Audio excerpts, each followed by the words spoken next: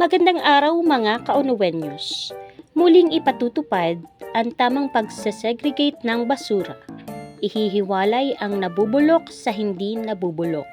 Sa mga susunod na araw ay meron ng magbibisita sa ating mga tahanan para ma-check ang ating proper segregation. Maraming salamat po.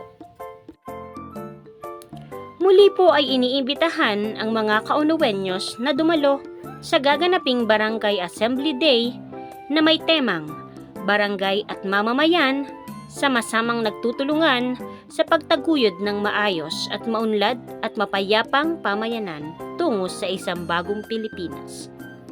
Gaganapin po sa ating Acacia Mini Plaza and Garden sa Friday, March 22, ganap na ikasiyam ng umaga. Inaasahan po ang inyong pagdalo, kaunuwenyos.